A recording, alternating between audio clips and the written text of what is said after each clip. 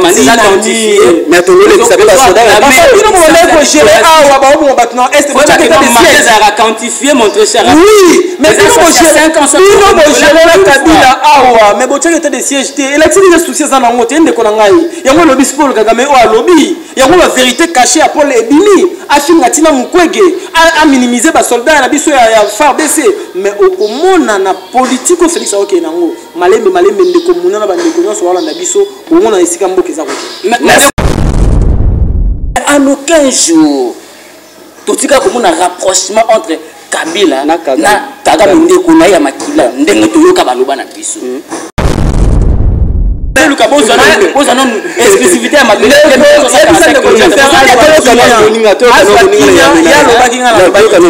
c'est-à-dire mboka o ezaki sumboka tende ko Cédric c'est-à-dire 18 ans il y a règne ya ndeko Kabila atika biso na zamba na jungle esika wapi justice ezate esika wapi économie par terre esika wapi toza na justice ya ba plus riche na ba pauvre donc 2 poids 2 mesures en tout et pour tout et Fachi aye pendant 2 ans à travailler na coalition FCC cash et sali ke bandeko wana bande lo wa pasteur Chibia Lobara ezalaki coalition oyo babwaki libino poso établi c'est-à-dire son l'union soit décision comme oniati poso établi okuei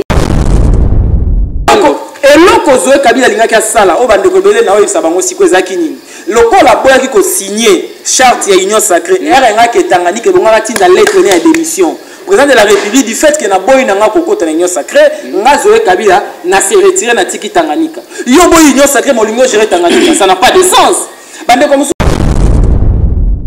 eloko esa la passe aujourd'hui tout mona oui c'est ma stratégie diplomatique oyo Fachi azana ngo oui même moi ça fait mal comme on a mutu oyo abeta kaneki na yo chaque jour au moins tant sou nga voisin na yo na kangamaka naye tala nga voisin to fala pango moko muna na kangama na mutu moko oyo abeta kaneki na yo chaque jour au traiter nga des complices Fachi ça président union africaine to boité mais moi ekolongola e ki congolité to ekolongola souffrance oyo pe andika ki na kati ya mboka oyo te mon très cher ami Fachi ko bossa nango facilement te ko comme président ya union africaine ndi akoma protéger ba ennemi ya république Kagame ça ennemi ya république Kagame on y a na baliwo o esalema docteur Mukoko pour nommer ba pesa ezali manipulation et puis la kati ya Congo Fachi en tant que 5e président mais as premier président politique premier président politicien tozo Kasavubu azala na politicien tazala na association na ba Nekongo kuna et tout ça basali ya comme président Mobutu azala na soldat journaliste Lumumba fabriqué ti abeti ba coup d'état comme président Musée azala na rebelle Makizar et ti aya comme président Joseph Kabila azala na mwana ya rebelle ya comme na soldat et tout ça a se retrouver président mais les premiers présidents on a politique à Colina n'a quoi politicien à sali politique qui non va se retrouver comme président de la République comme on est Félix Antoine Tshisekedi Tshilombo.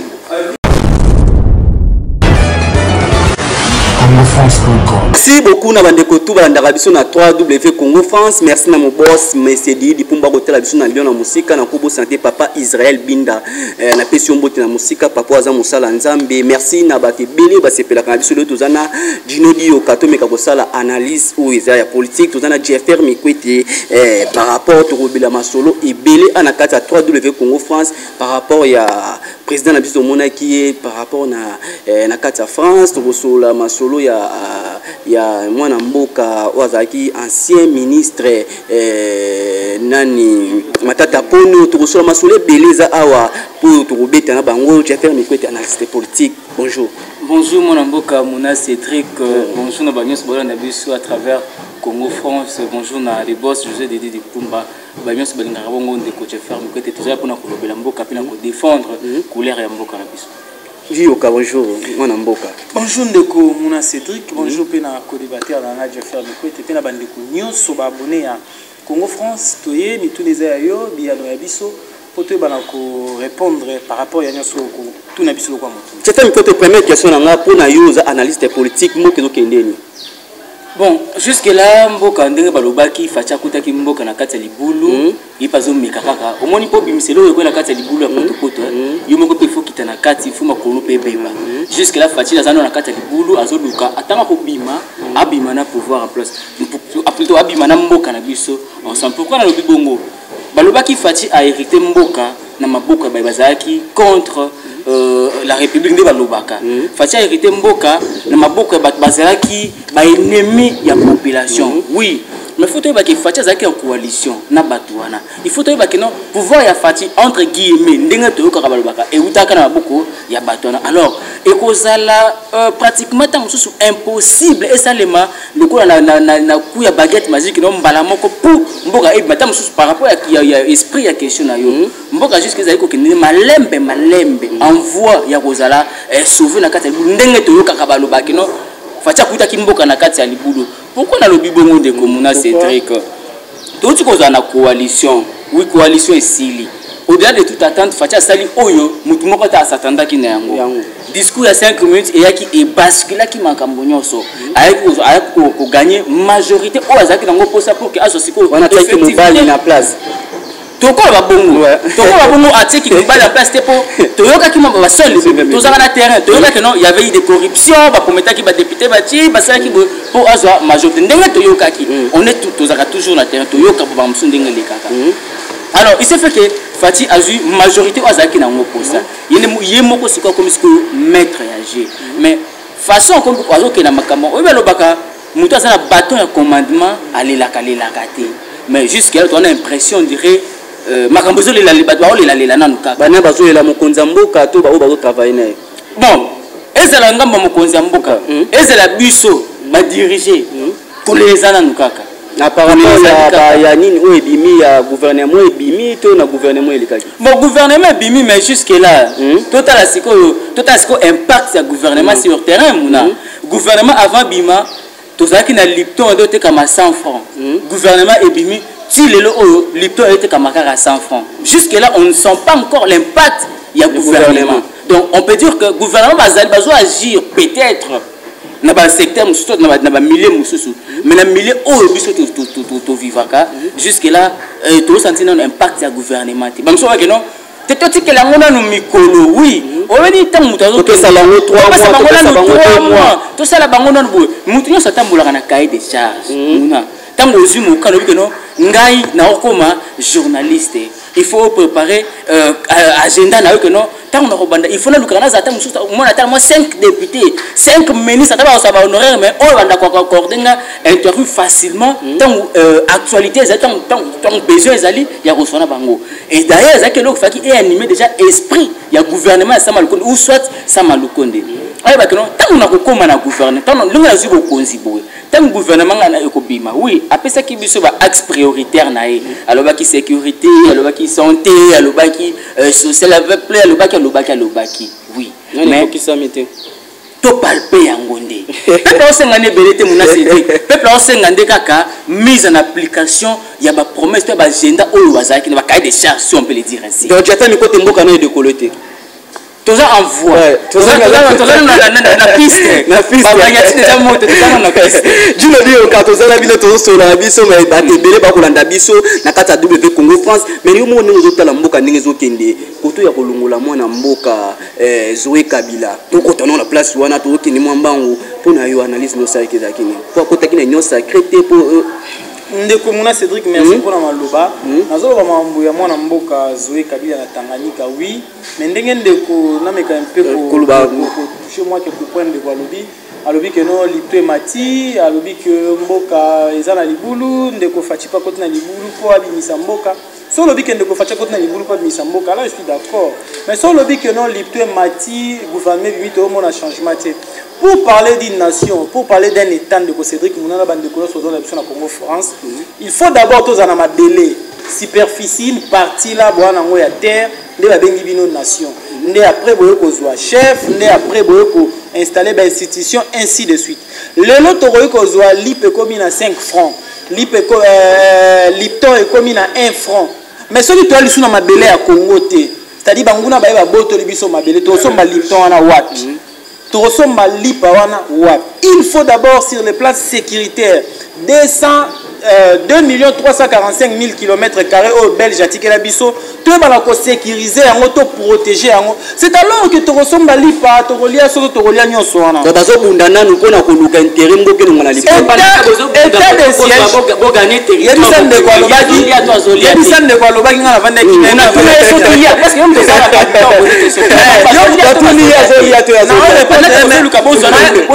exclusivité à ma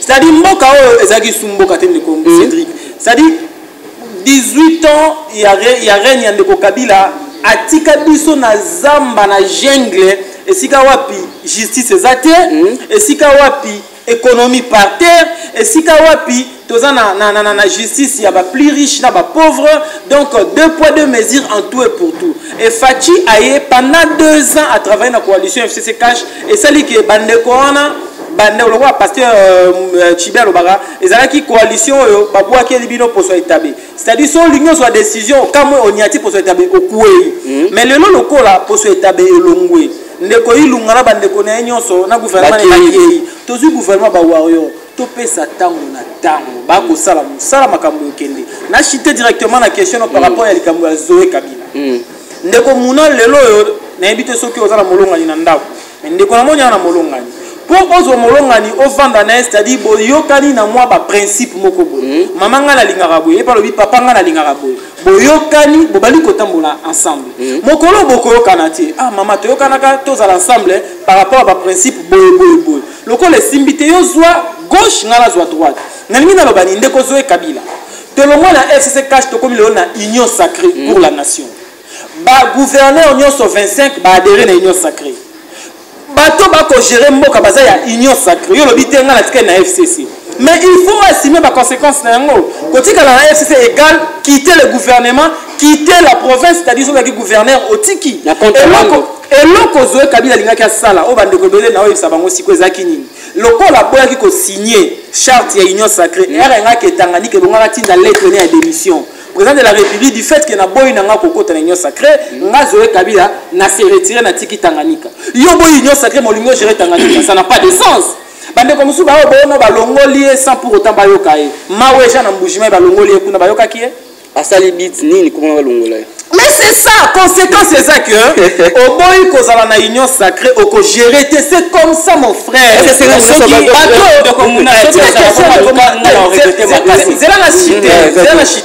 la chité au boy ko signer na union sacrée ande ko ngai Assemblée provinciale ya Tanganyika, majorité des députés sont de l'union sacrée. Au moment où le gouverneur a travaillé malamment en collaboration dans l'Assemblée provinciale, il y a eu signé dans l'Assemblée provinciale. Et alors quoi, l'élo na Kinshasa, Ndeko Ngobila. Dans l'Assemblée provinciale, il y a 48 députés, on a plus de 33 députés basés à l'union sacrée. Soit une mobile union sacrée. Tika hôtel de ville, parce que sur le hôtel de ville, les députés vont adopter sa mention, Timo Komso, Kokwea. Nous n'avons pas payé qui ont déjà fait mes côtés. Mais quand on a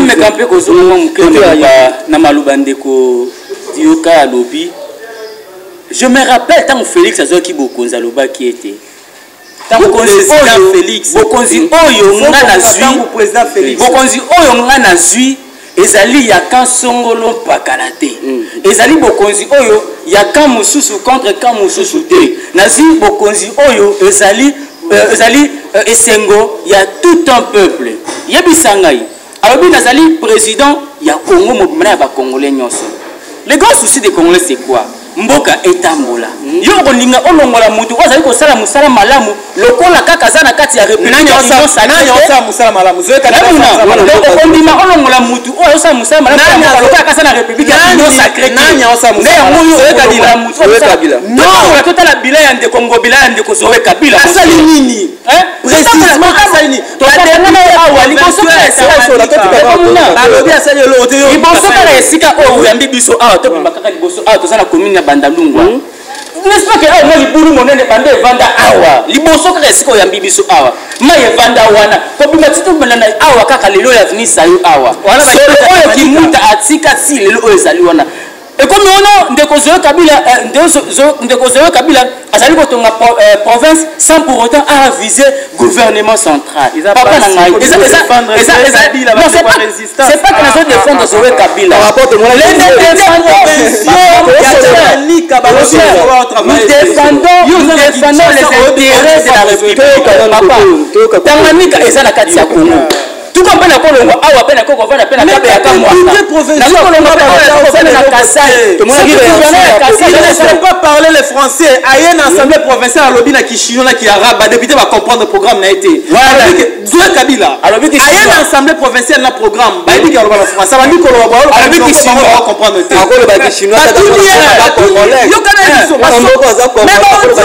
Les réseaux sociaux.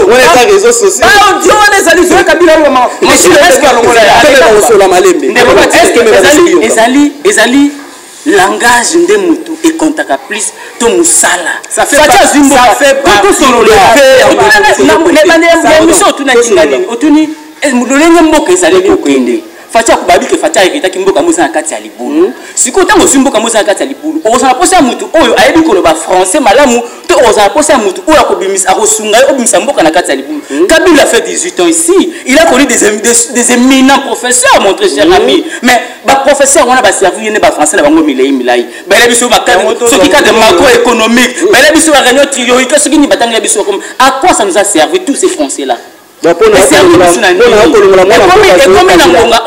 moi, nous devons passer aux actions. Voilà pourquoi tous on a soutenir des actions concrètes. Ceux qui servent l'État, après ça, l'action à la concrète pour l'intérêt à Bissokaka. Mouna, ils ont souffert un arrêt pour arroser la transport. Ils ont souffert un arrêt pour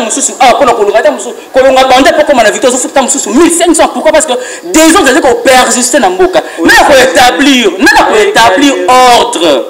Il y a des gens qui ont établir ordre dans le Boka. Donc, on a un monopole pour diriger le Boka. On a un monopole pour établir ordre dans le Boka. Pourquoi tu continues pour les lacs à la Combo à Kabila dès lors que tu allais reconnaître que Kabila Azali sous la gestion à Mboka Koyote? Pourquoi nous devons continuer pour les lacs à Kabila? Tout le monde à Kabila. Quand ça ne marche pas, c'est Kabila. Quand ça marche, quand ça marche, c'est Kabila. Mais quand vous allez au Tambo, les autres Simbawana. En quoi Kabila est sur la bloc? Donc, on a mon Mboka, tu n'as pas le côté de Kabila à saler le côté. Non. Moi, je ne soutiens pas Zoé Kabila. Mais je soutiens les actions. Moi, je soutiens les actions. On peut-être. Par rapport à la raison c'est parce que il y a union sacrée. Est-ce que c'est la politique, c'est la politique. Mais c'est le système de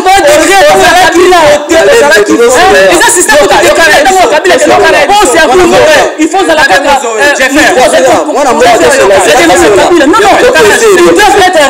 République. Union sacrée. C'est la politique. Union sacrée comme il aventurer c'est la pour investir gouvernement. Oui, mais que non. Union sacrée.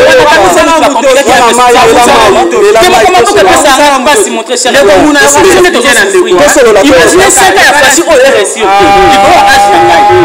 Qui ça 5 ans à Fachi quoi âge na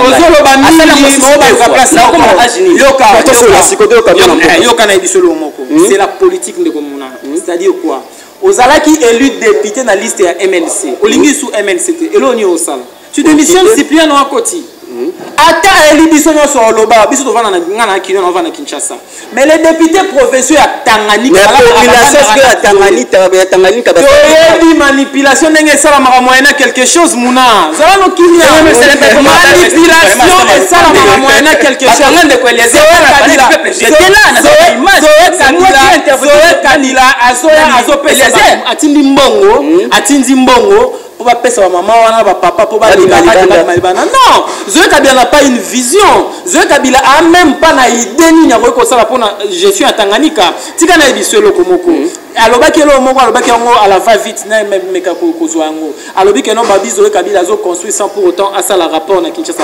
Est-ce que gouverneur a ça la rapport na Kinshasa ou gouverneur a travaillé dans l'Assemblée provinciale, l'Assemblée provinciale a ça la rapport na Kinshasa? Mais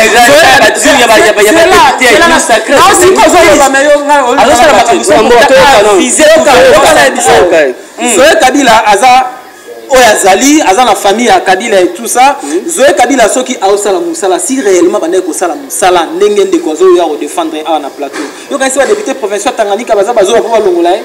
Non, pas la côté union sacrée. C'est la majorité na kati union sacrée. Union sacrée et Zali. Jatini ko pesa kati na apeka ne bazo protéger Jatini ko bilanga. Zoé Kabila Azana vision ya province. Zoé Kabila Azana ba moyen au bango bazo pendant 18 ans. Vous comprenez de quoi on a pas de gouvernement na biso. C'est-à-dire azo poser ba action sans pour autant na roye biso toute action au gouverneur moko na moko il faut ça na province il faut aviser toujours l'assemblée provinciale. Mais Zoé Kabila a dit même pas yango. Du fait que bango bazaki na gouvernement na bango abonné ko ça ne balingi lokola ya zalaki na bitena benge prince ou petit frère ya roi sans procédure a ça makambu ndenge alingi aboye ko la mukana c'est pesa ki na poste na union sacrée wana bolina ko procédure écoutez aboye ko la mukana tongo ayebo timbola na lingi na tonga au moment où l'assemblée provinciale a évité mais bango moko bato ba pesa qui est mandat wana ba bi non ndeko ndengo memila makambo ça ne marche pas balongoli siko yo na ngai lokola ngai muna wa frère na ngai wa cousin na ngai na memeli o fiancé na biso muna tala oyo ndeto bala lobi to yoka ntela fiancé na ngai mona yebe lu fiancé musiyo bisinga te bio kala ko elanga ka o mais nga mutu na memela ki yo na biso ke mwana mwasi wana comportement na ye ezo simbate c'est la même chose l'assemblée provinciale o vota ki Zoé balobi ke Zoé lisute siko ndeko chefela la tomboka na cheza la sala résistance bango na lamuka parce que lamuka lelo basangani na FCC non na FCC basangani na sala résistance yeba mwana mboka o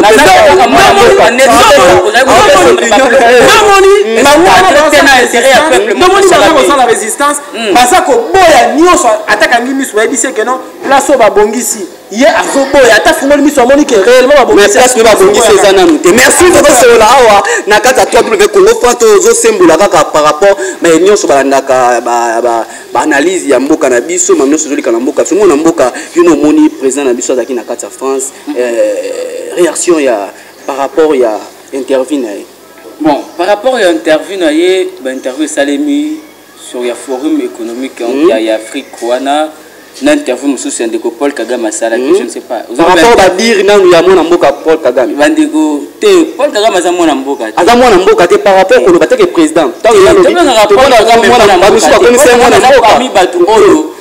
oui Félix Ndako commissaire mona mboka Félix Ndako commissaire mona mboka mais Kagame aza mwana mboka te Félix asikala commissaire Kagame Félix a commissaire mwana mboka webi nini mon très cher batu baloba awa keno ebanda kolobama on est au-delà d'être congolais tozala musala oyo tosalaka oyo esalaka ete tozalaka toujours proche ya baye bazali kokamba mboka oyo totambola tozwa bagaz na limité wana na bandeko ya limité toyoka ba makambo nyonso lubama kangela biso Rwanda wana tosongisa ye na Rwanda wana bazulu bana Kabila Rwanda wana arozonga nani Rwanda wana ela biso ba James Kabarebe awa Rwanda wana asala bo mais en aucun jour totika komona rapprochement entre Kabila na Kagame ndeko na ya makila ndenge toyoka baloba na biso eloko esala passe aujourd'hui tomona oui c'est ma stratégie diplomatique oyo fatia zanango oui même moi ça fait mal comme on a mutu oyo abeta kaleki na yo chaque jour au moins tant sou nga voisin na yo na kangamaka naye taka nga voisin to fala pango moko muna na kangamana mutu moko oyo abeta kaleki na yo chaque jour au traiter nga des complices mais écoute moi ça m'a que non papa na biso moko yaya na biso moko ndeko na biso moko noko na biso koko na biso moko Félix a osala yango tout le monde a ba photo ba conférence est-ce que nous tous en 9 pays frontaliers dans l'Afrique. Mais ça va bien c'est président. Non, tous en 9 pays frontaliers. Non, tous en 9 pays. Tous en 9 pays frontaliers en Afrique. Pourquoi pas Félix Akanga photo tam suta président Ougandais ninga zalaka na Paul Kagame. Pourquoi pas Akanga ka photo na ninga zalaka tam susu na président ya Sénégal. Non. Ba intimité to mona na ba photo wana. Toza ba dire ndi Kagame, ba dire na lobby par rapport à est. Mais moi zo que il y a question na yo. Kagame azolo ba keno na est. Azo nié ko reconnaître génocide Salema na est. Mon très cher ami, pendant que Félix Akenda ko s'incliner l'espace oyo na Rwanda kuno basala pona ba génocide sur Salema. Paul Kagame Akenda a plaidé à l'éla kino le offense va reconnaître génocide de Salema na Rwanda kuna. Mais pourquoi pas Félix Akenda pour embattre les poids papa, plus de 10 millions de Congolais va kufa na partie est ya mboka na biso. mais tant que Kagame assiste interview connaît yango yo obimi bengi que non mon frère how are you dis-moi non to ko ite kaza asa to ko ite kaza lo bani on ça mo comme toujours poser na question ça na ça de connaître pas na moko na ngao ka mwana ka idée na yo to ça na politique ka que président so ki yo président to ça na politique mon très cher ami to ça na politique et ça politique Fatia ça président il y a Union africaine to boité Fatia ça président Union africaine to boité mais moi ekolongola qui congolais to ekolongola souffrance o yepe andika ki na kati ya mboka oyoté mon très cher ami Fatia ko bossa nango facilement le quoi comme président il y a Union africaine ndi akoma protéger ba ennemi ya république kaka ma ennemi ya république kaka on y a na baliwo o esalema docteur Mukoko pour nommer ba pesa ezali manipulation Fatia le qui na interview par le président le second la loi que non ataye alobi yango biso toujours reconnaître que non oyo kutu muke gazaki azui eza muke biso to tombola ye mais alobi de message non ki mukola alobi na ko répondre na ndenge musu na média pendant qu'azo continuer ko lobango sagement ko répondre na média te kuna bazali copier biso kuna Rwanda zali ko créer ba industrie ya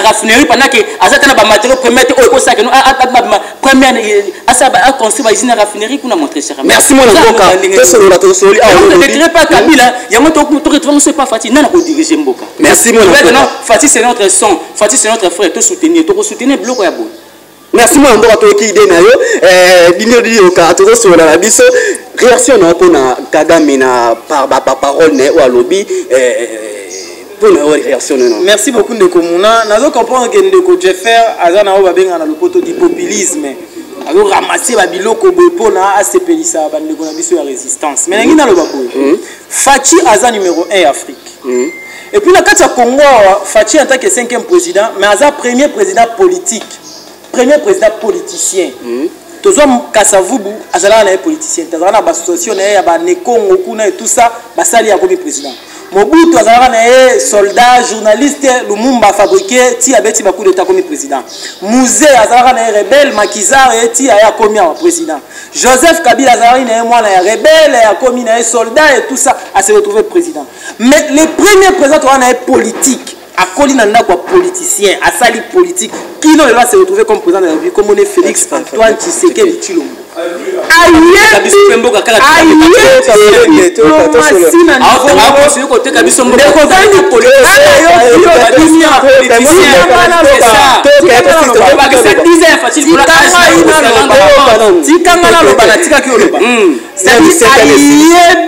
politique na ndenge ya mokete bakei na conférence économique africaine avandi basololi basilisi asiyambi ndeko Paul Kagame bimi asala interview po mutu alo makambo na kati ya mutu na est-ce que muna po yo lo makambo ngam no gérango non seul Dieu qui sonde le cœur et les reins ayebi kati na biso même moi si na rolala na mbet na yebi kati na été ye pa yebi motema na ngate Paul Kagame asala interview Etienne Makelele, Paul Kagame alobi notre président de la République alobi na top Congo.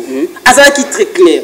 Est-ce que du fait que Paul Kagame aloba ki bon fallait Félix Adenga ya bandobete makofi, to Félix asa la coup sur coup ndenge ndeko Chadar a so fini maman na personne ça maman. Non, mais le bene wande guerre na est continue. Yango na kolba to ba soldat na biso. Ya alobi a soutenir ba soldat na biso, alobi était génocide kala osama na Congo te, alobi nyoso a kolba. Mais Fachi alobi ngo epi biso mo ba Congolais to yebi que non, o esalama na est ya partie na biso eza génocide. Et yo senga te po elokola mwana akobela na ndaku et ko senga te médecin de ayebiso ke mwana akobela te yo menia na hôpital pour médecin a constater et puis ayebiso maladie yango ezali mais yo mwana ndako ebaki déjà kaza malade donc Félix Tshisekedi de ça okanisi pena soki Joseph Kabila oyo azala ba mutu na bango kuna malgré aluka te kandambo ya Congo biso bana Congo to telemela kaka Félix Tshisekedi aza 100% congolais de père et de mère to yi ba parents na to yi nzela nyonso lokela auteka Congo ndeko Jeffer mikoto kazi bana Félix Tshisekedi auteka Congo et puis alobi ke photo Joseph Kabila na Kagame tikala omona ta mikosi atala malamu ba photo Joseph Kabila na Kagame zebele est-ce que intimité alobi la photo intimité mais na koye biso Fachi so gana ba photo akanga ya intimité makazi na papa na biso ya Brazzaville Sassou Nguesso tala ba photo na internet omona ba photo Félix akanga na président Sassou bayambani basimbani abengaka mon homologue, mon père. Est-ce que les gens de Congolais balobaka mona mboka dodioka ndeti Paul Kagame akoza pe na sima mamusi sama na est le to confirmer na maloba na oui, Paul Kagame a osala système il a le voleur volé. Alors il a le système à corbeau et les renards. Vous comprenez? Abima les malins. Mais Félix Sikoyo a la diplomatie na e a l'équipe azo kene même na makanisi ya Paul Kagame. Toyebi biso nyonso. Bakongomani ba okufa ya mwana Félix Tshisekedi a instauré état de siège. Joseph Kabila pendant des c'était même Paul Kagame lobi oh non c'est besoin on non Kagame ko ko balesa ka mbo pa puis na ka moi pourquoi je dirais que taille en tête ça équitable non sens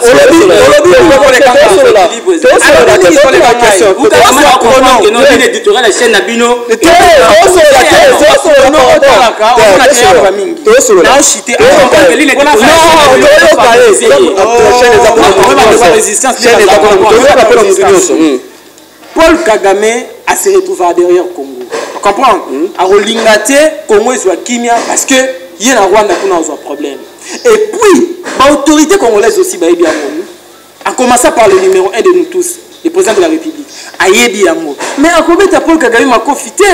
Oh, diplomatie Félix Pele qui kasi yango na ndeko za la président politique yango wana. Président o ayebi.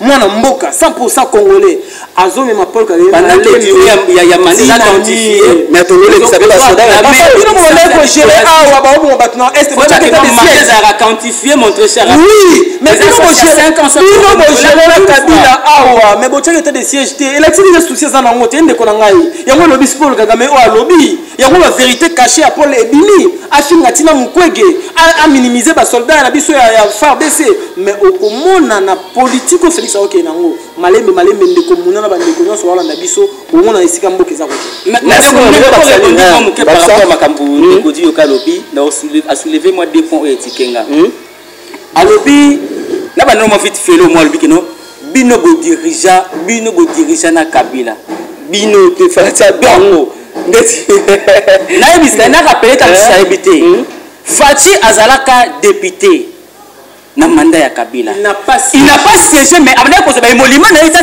parlementaire. C'est faux et archi. Fachi n'a pas siégé, tikana mais c'est la politique siège mais au moins ba émolument na état parlementaire avec comment pour toucher yango. Merci na le la page wana. Na le page wana.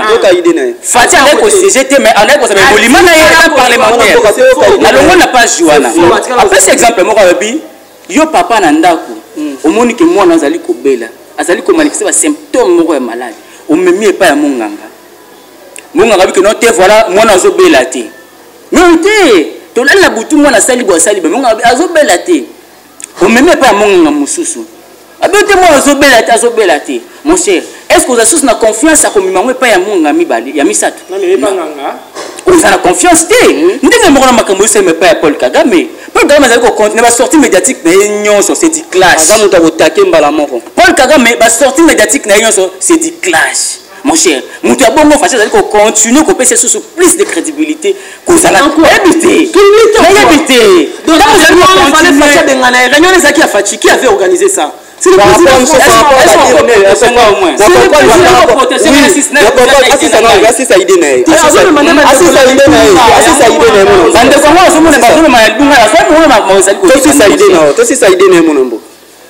pendant que mutu azali ko nier ndeko epesa pasi congolais azokufa kuna congolais azokufa kuna azata mususu mwana kasi na yo azata mususu koko na azata mususu mama na azata mususu noko na yo Fatia kondima mutu moko a minimiser ma kila na ye pendant que nous parlons bazali ko kondama d'une manière inhumaine mon très cher ami bazali ko kondama bazata mususu 10 30 basangisi bango na sanduku moko ba boaki bango na habité on a mboka de réaction il y a bon vous allez continuer toujours to boité ça c'est diplomatie réaction Fatia c'est un politique on admet ça mais esengeli moko makambo ya makila fo sala Paul Kagame a télémaki akokobeta Kagame tipo Kagame a renversé Paul Kagame a télémi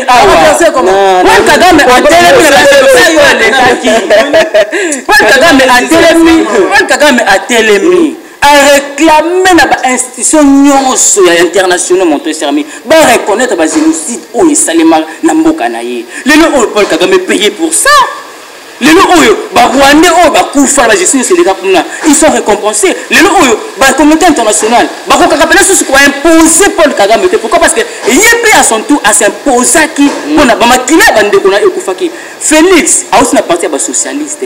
Félix a aussi une partie à opposition non armée. Félix va défendre l'intérêt. Non, il y a peuple, les peuples d'abord. Mais les Oyo, nous trois allons connaître le peuple pour la Koufi. Défendre l'intérêt à peuple. Merci moi on continue de défendre la valeur. On défendre la valeur. Moutaza contre Félix Azalité. Félix c'est notre sang, Félix c'est notre frère. Mais à ça peut makambu oyo et que ça la redevable pour na biso ba Congolais. Mais vous avez qui ba solo biso ba longo etumba. Et ça souhait à Moutounioso. Ceux qui n'ont pas télémé là on a Zalandoki. Et ça lui souhait à Moutounioso. Parce que la minute où maman va aller au côté sans été. Na certes na partie intime nae azaline de konangai. Et ça souhait à Moutounioso état de siège oyo est réussi. Tout les manières équivoques au Kagame va que non à quoi apporter soutien nae pour que état. Mais le vraiment la net babanya on dit quoi guerre wani ko continuer ba limba sona so ba rééquilibrer. Torobanga Paul Kagame pourquoi? Ce qui Félix Yemoko Robanga Paul Kagame biso belé ba Congolais to Torobanga Paul Kagame pourquoi? Merci moi na mboka to continuer na biso to ko soya biso par rapport ya ba sujet to simbi awa par rapport réaction non par rapport ya premier ministre ou d'accord premier ministre Matata Ponyo. Bon oui affaire Bukanga Lonzo il faut éclaircir mes quotas de ko 285 millions où les alaka destinés na ko sala Bukanga biso to yeba kino soki Bukanga Lonzo lelo oyo parc agroalimentaire na esili esimbi masangu papa tina lobaka to natanga ko akasa ekokita mais to ezaki na grande désolation ba Kongomani ko ka été musala ko to esilate babimisela biso ba point de vente moko batilaka biso na moko ba station moko atiaka ya mike stock o babimisa ezaka ko stock moko kaka ezaka kapona ko avegler kaka population. Pourquoi? Parce que à cette époque là ezaki na pouvoir ya yiba salani olingi muto ko inquiéter azalité. Et là nous saluons d'ailleurs l'avenir état de droit, mais ça m'a dit de manière sélective. Et ça les maté car après on va tout temps sous bazar banda union sacrée et ça me petit na bazar la carte union sacrée. Ozomona mbongo oyo Matata Ponyo et ça mika na Congo mutaloni masangu et boti université et ça mika ana Congo to mona pas Matata Ponyo. Il faut expliquer biso rapport ebimaka bazar ce qui 6 personnalités congolaises na kati ya makambo na Bukanga Lonzo wana. Lokola Matata Ponyo ezaki en tête parce que ezaki chef de ko engager gouvernement. Tokosenga na ba sénateur balongo les militaires parlementaires naé comme ça atende ko répondre na justice parce avec non alongwa ki na mobe bazaki na ayaki pour que oui ba rejeter ngo tomoni président pour la cour constitutionnelle azongi sous deuxième demande kuna na sénat pour que ba le kambe ko évaluer batala nanu parce que c'en était de trop de communal toujours kaka ba somme moko ndena lisaponge oh a détourné 50 millions de dollars 205 millions de dollars mon cher. Attention qui bakangi Matata Ponyo 20 ans en prison, batiki en liberté, au bundi. Ata 30 millions au Matata Ponyo ibana au komisangote. Merci mon amboka. Bakanga qui déjà makambo nyonso. Merci mon amboka. Tokolinga nini? Bien sûr que eza makambo l'état. Ceux qui bakangi mutu mbongo bazongi saka bat baye baraté mais du moins tout le monde a raté. Tous ont raté informé que non. Ils sont ratés. Attention pour l'accès. Ils ont la TV. Vous êtes au la TV. Un million mais ils ont. Attends, mon soit que non. Bon, Matata Ponyo ibaki. Tant bakanga qui est. Koso ko afuta ki to tonta mususu université soit tel. Omona. Et vous avez un avantage mususu appelle c'est mon biso. Donc Matata Ponyo il faut aussi na ba sénateur ba bomba été. Ceux qui va continuer ko bomba Matata Ponyo to confirmer ya ezali institution ezali ko bomba ba criminel économique ya mboka na biso. Merci mon mboka. Dino dioka par rapport ya nani ya Matata Ponyo to moyi mo azaki libanda maye et la si abangi tebi ka ye pour a représenter na maromo ko ko loba pona. Te abangi Matata Ponyo abangi azali libanda aye eloko alingaka sala parce que a sali interview alobi nazaki à l'étranger na zongi parce que na yokai ke ba invité ngai.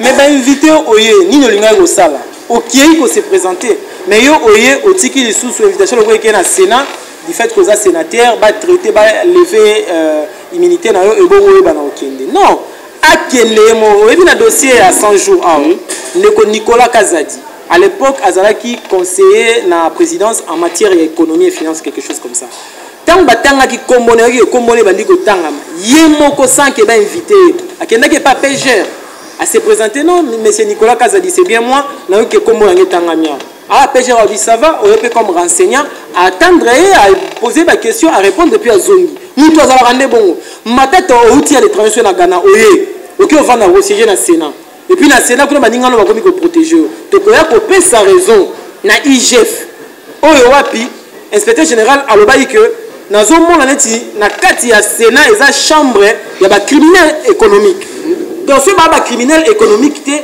batika matata ponyo akende na justice asala nani na asala je ne sais pas mais à culpa na après sa version de fait na mambo sala ma indende de kauti koloba c'est inconcevable okendaki otonga olo na masangu metoka mwe na manyema kuna université botami et ce qui est plus grave projet on a bukanga lonzo na budget eza na rubrique moko te na budget o balobai que non ba osala parc agroalimentaire ya bukanga lonzo mais mbongo wana ya 285 millions euta wapi ebima wapi elekela na nzela nini c'est que na mboka na biso ya lokwa ba commerçant basala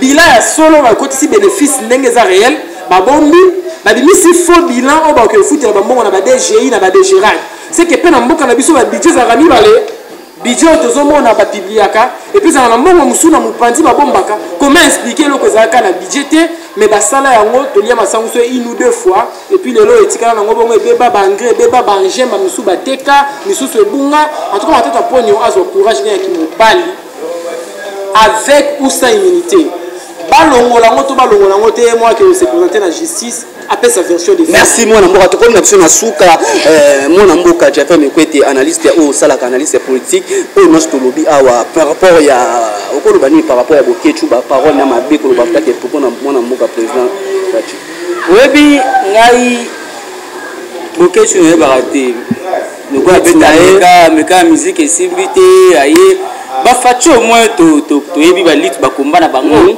fati soka bundi akangi ba politique mike kabila zaina bango soka akangi ba na aéroport après moi mikolo mona fati azongi pe na kim ya bundi pe na ki azongi na poto kaka neza ki mais soki bokechu azali ko bundi la réellement pour na Congo aya Congo eza awa hein soki o tamboli soki na Belgique na France au moins la place moto ya benga ngo soki o masina quartier 3 et la place moto na Belgique na soki azui transport on se retrouve à Kingasani et ça chez Zalaka on est sur Matina Victoire on se retrouve à Tchobo Bimla Kingasani et à la place mort en dessous du transport OK Kingasani parce Kabila Vandaka donc ce que Lingasa la lutte à Linga la télévision comment est-ce qu'on va défendre Mboka aya ko sala ngo awa akotelema afinga ki Kabila si peut se permettre aujourd'hui on se critiquer Fati oui aya ko sala ngo awa parce que ce que bakangi alors c'est défendre non je suis là pour défendre parce que ça la carte de constitution Congolais sont moi que nous avons et toucher ces policiers il doit soit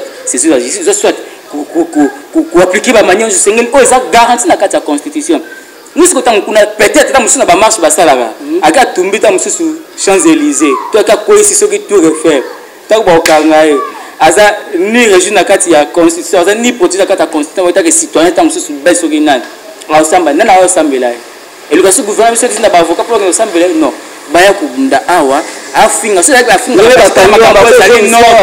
aya ko sala ngo awa oui bako zongisa awa aza citoyen congolais sujet congolais basa nanga penga to mona resali maka awa nationalité to mona tango aba kanga ita mususu bakanga ba jamal bakanga ba sujet étranger bele bando singa nini ba rapatrier ba mboka na banko ke bakende ko sala so juste mboka na bango bazongisa awa to za na régime oya Fati za tete ya Kabila te kiso bakangi o ke porter disparité ce qui a zongi awa et qu'à se présenter devant la justice ce qui makambazo loba ezali oyo esengi de kaloba alors retrouver liberté na ye tout ça le temps ko ba bengi état de droit merci justice a ezate ko ba ba kangi o kina prison moko utam suka Kabila mutaye banga to kalève mutam te azonga a défendre boka awa et puis pona aussi c'est moi mpo na makambo ya ndeki ya makamba bukanga lonzo wana to ko senga pe ndeko Gilles Alingé te boye ozali bongo inspecteur ya IGF ba rapport ozali ko sala tant azali ko publier ko bimisa yango et sengeli au moins azo rapé baé o bazali cité la carte ya ba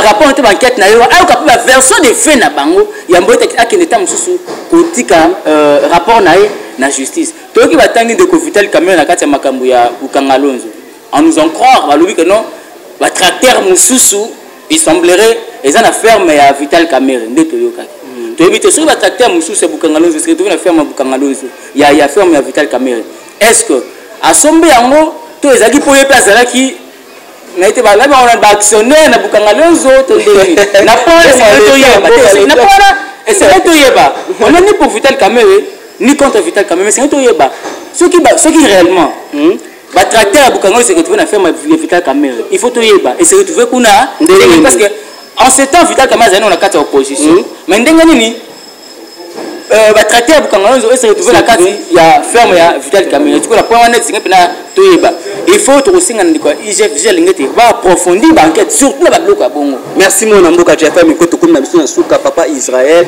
binda na kati Allemagne na pesi mboto Holanda biso mon amboka ndi ko bakisani par rapport à Bokechu bazo ngise awa to asala kaka prison.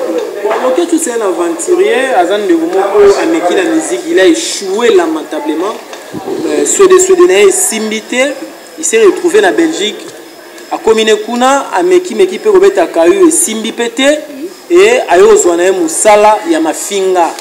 Comment expliquer yo mutu moko ofingara na bandeko ba na pouvoir na bandeko ba na opposition na bandeko société civile na ba musicien na afingara mutu nyoso asara critique mo constructivité mais afingaka des injures le roi bazuye kuna bon bien sûr kazada na papier kuna comme étant belge mais bakoki pe lisusu kotinda ye awa so ba belge ba lembie le roi c'est la biso pe à la justice congolaise comme ça ba tala makambo na ye parce que c'est un monsieur désordonné. Voilà par rapport à Bokechu. Mais quand on va par rapport, il y a IGF Moussala Osala. IGF Osala Moussala Malam. IGF, il faut qu'on ait encourager le Kwalingeti na Moussala Zakusala. N'engende ko Dieu faire à Koloba, ce qu'a sali, enquête, abenga batola. Non, IGF Azali justice. IGF est à inspection. Inspecter par rapport à dossier X ou Y. Bango bazui élément nyonso ba rassembler yango ne bake kotika la justice pour que mutuana aya basambisa ye soki aya coupable ba condamné azongisi biloko à l'état soki pe azano coupable batike azongi na ndako mais koloba ete IGF abenga batu non oui bien sûr que kombo ya ndeko Vital Kamerhe se retrouver on a parce que biloko oyo bimba ba engrais oyo bebaki kuna va même ba banger mususu oyo bungi ba retrouver yango na ba pas seulement quand on a Vital Kamerhe na ferme na ba ferme ya ba dignitaire belé à régime akala bandeko be na ba ferme na ba kuti ba biloko oyo bongaki sala musala na Bukangalonzo et se retrouver pas na bango donc to souhaiter seulement na IGF ba bonne chance et puis beaucoup de courage ba sala musala ba banga mutute tala matata ponyo na suka wana auti kuna na so igana na aye to zele ake na justice ye oli ake se présenter na dossier za nango ye ake ko funda IGF au moins aventure aki ofunda IGF ono na yo ofunda bango ba trafic d'influence ba otanga kombo nanga sans pour autant la impliqué na makambo papa yo premier ministre en même temps ministre de finance parce qu'il faut rappeler la bandeko matata ko na reine na ministre de finance atikala osalati azalaka na ministre délégué aux finances ndeko Patrick Kitebi un ministre délégué n'est pas un ministre azana na signature te matata ko no mo azalaki premier ministre et en même temps ministre des finances allez-y comprendre c'est-à-dire abandon ko yeba déjà que na ko yiba mbongo ebele awa mais pour na yiba mbongo malamu il faut ngamo pena za na finance yemo ko gérer finance yemo premier ministre merci mon amboka to na suka j'attends ko to bakisani ba imboka nyoso balandi merci beaucoup na ba imboka nyoso balandi biso omoni tant tozali koloba c'est parce que tozali bilenge tant tozaka ba bébé to koli to tanga esa biso la jeunesse et l'espoir et l'avenir de demain to sisi bakelasi to kotina musala kasi demain ngozo ko kaka te futur ngozo ko kaka te yango komi ko pesa biso passer on est ni contre le pouvoir on est ni pour le pouvoir mais on est pour les actions concrètes de la République oyo et ko bénéficier na biso ba Congo surtout na biso bilenge vous allez komona on peut dire que Fatia est jeune atala kana biso ba jeune gouvernement na eza gouvernement moko zali 60% dominé par la jeunesse. À cela Kabila, il a accédé au pouvoir trop jeune, je peux dire, mais jeunesse, c'est la bilantique que la jeunesse. Bakuluna, voleur en cravate, Omona, Fatih Sengeli, Atala Penza, cas ya biso ba jeune. Voilà pourquoi je profite aussi à cette occasion pour nakopé Sambote Nandeko Israël président de la collectivité pour la jeunesse africaine. Oui, vous allez connaître la ONG, l'association, vous allez connaître comme la collectivité pour la jeunesse africaine. Oui, mais l'idéal la bino pour la jeunesse en ezana nini. Vous allez comprendre. Donc faire des histoires où cadrer na avenir à jeunesse. Pour que l'habitant puisse faire comme la gestion de la chose publique, tout ça peut refléter oyo. Merci mon amboka to comme nation super Dieu ko ba ubanini pour na ba elio so balande to sisi na biso. Merci beaucoup merci mingi d'abord na yo ndeko Cédric Mouna, merci na ndeko Didi Pumba na Congo France, na ndeko so balandi biso partout qui mena nzambe za mabota na mais to linga Congo nde sel bientôt na ngo. Aux en France, aux États-Unis, partout à travers le monde, mais Congo Zara, Moko, République démocratique du Congo, Moko, Bakoko, Nayo. À tout le bingana mobile, Nana Toza, mais la grande partie à famille nous va na Congo. À Tabana Congo central, Bagoza na Kassai, Bagoza na Maniema, donc tout l'inga Congo, tous travaillent toujours pour l'intérêt à Congo. Et puis, je remercie ma casse, maman Adrienne, Molong et papa Riben, les États-Unis. Merci encore. Merci, nous allons sur la division à 3W Congo France. Merci à mon boss, Messedi, du Pumba Motel, la division à 4 à Lyon. Juste aux pour soutenir, car par rapport à la vision à mon Konzambo, Kanao, nous sommes au Sala, les Tolobi, qui va faire des soba pour Bunda et Tumba, Tolong et Tumbawana, ou nous sommes à l'Andara Congo France, Landa et l'eau, Messedi, du Pumba Lobakiwana, tout le Kakotai, un abisso pour tout Sungabande, qu'on a bisso, ou Bako Bunde Tumba Balongo, na Kolongo, on a bitumba, mais Balongo, on peut la moyen pour ça la bango bien. Merci, Naba, nous sommes à même Médine, Mamotema, tous pépélés, un papa Israël, Binda, Oda Moussala, Nzambe, na question beauté, madame de Koutanis, ma monsieur, merci.